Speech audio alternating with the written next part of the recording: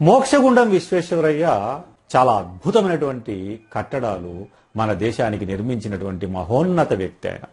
కానీ ఆయన ఎంత నిజాయితీపరుడంటే, ఒకసారి అతను ఆ ఇంజనీరింగ్ పనుల నిమిత్తము ఒక గ్రామానికి వెళ్ళాడట.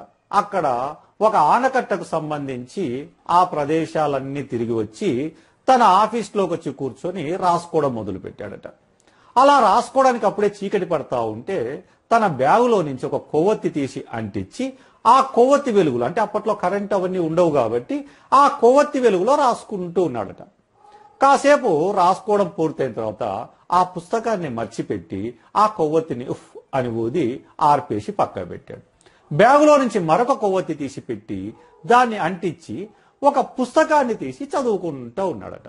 అది చూసినటువంటి అక్కడ ఉన్న ఒక అతను, అదేంది స్వామి, ఇంకా ఆ కొవ్వొత్తి వెలుగుతూనే ఉంది కదా, అప్పుడే దాన్ని ఆర్పివేసి మరొక కొవ్వొత్తి అంటించారేమి అన్నాడట.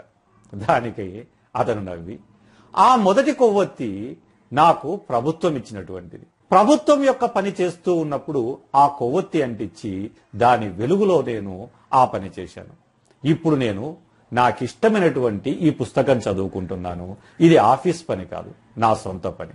కాబట్టి నాకిష్టమైన నా సొంత పని చేసుకుంటున్నాను కాబట్టి నా డబ్బులతో కొనుక్కున్నటువంటి కొవ్వొత్తి వెలుగులో దీన్ని చదువుకుంటా ఉన్నాను అని చెప్పాడట. అది నిజాయితీ అంటే.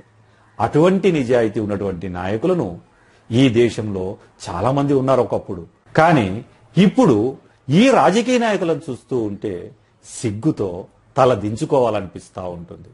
కానీ ఒక్క మాట చెప్పనా, తప్పు ఆ రాజకీయ నాయకులది కాదు. అటువంటి వెధవలను గెలిపించిన మీది, నాది, మనది.